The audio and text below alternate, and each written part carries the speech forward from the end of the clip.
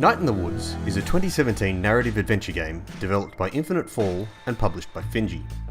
It tells the story of May Borowski, a 20-year-old anthropomorphic cat who returns to her home of Possum Springs after dropping out of university due to an undiagnosed and untreated mental health issue. Upon arriving in Possum Springs, May reunites with her friends and family, including Greg, an excitable gay fox, and Bee, a dour, sarcastic goth crocodile.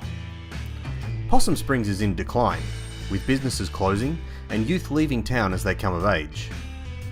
Ultimately, May and her friends discover that the town's decay has led to the rise of a strange cult that appears to be in contact with supernatural beings in an attempt to protect the town from ruin and return it to prosperity. In this essay, I will be examining my own attraction to Night in the Woods through the lenses of embodiment and Lacan's theory of desire.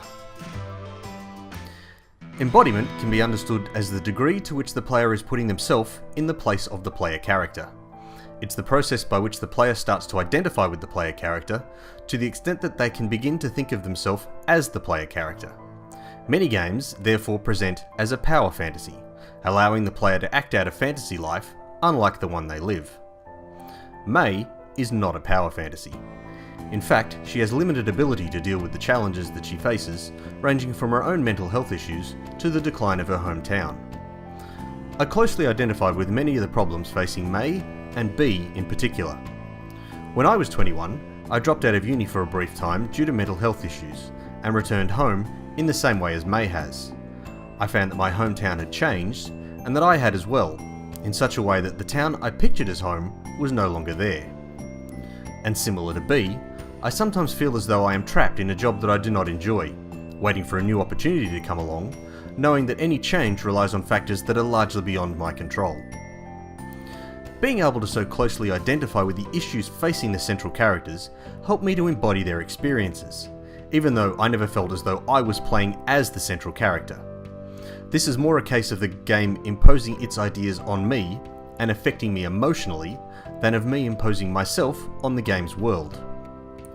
James Paul G notes that humans live out our deepest pleasure, our most profound feelings of mastery and control, when we can successfully take a projective stance to and in the real world. This is almost exactly the opposite of the reasons that I enjoyed Night in the Woods. Night in the Woods doesn't present an experience of mastery and control. Instead, it takes the feelings of helplessness and powerlessness that I feel in the real world and reflects them back through characters that are wrestling with those same issues.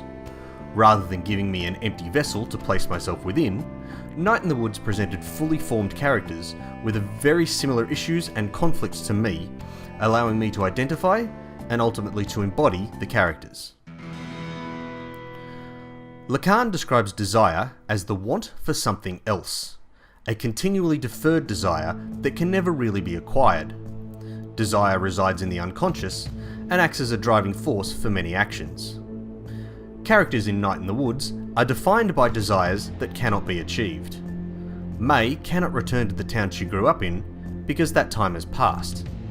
Her friends have grown and changed, as has Possum Springs. Part of May's story is her learning to come to terms with growth and learning that she has to grow to become a more rounded person. Bee's desire of leaving the town to enroll in college is thwarted by her having to support her family and the family business. And the cult cannot have the town go back to the way things were. The economy has changed, and the mine will never be viable again. This theme of unachievable desire resonates with me. Many of these issues are present in the current world, and while they may be exaggerated in-game, they correspond with real issues. I read the central conflict within the game as analogous to current generational conflicts occurring in the Western world, with older generations holding onto wealth and capital, while younger generations are deprived of the opportunities that earlier generations enjoyed. The cult seeks mastery by sacrificing those who will not be missed to their god. They are literally willing to sacrifice the younger generation in order to reclaim their desired better times. I and many of my friends are caught in this conflict, being locked out of many opportunities that our parents had access to, such as free education and affordable housing. We regularly see our leaders stating that our generation is lazy and fickle and unwilling to do what it takes to succeed, while simultaneously doing nothing to address the potentially catastrophic issues of climate change and economic inequality. I'm stuck working in a job that I have no particular passion for in order to earn money to survive in our economy. My desire for secure housing and leisure time is constantly thwarted, and I am left essentially running in place, unable to get ahead, yet unable to stop lest I be left behind. Night in the Woods is not a typical video game. It doesn't give the player a power fantasy, instead placing them in a dying town as a powerless young woman struggling to find her place in the world.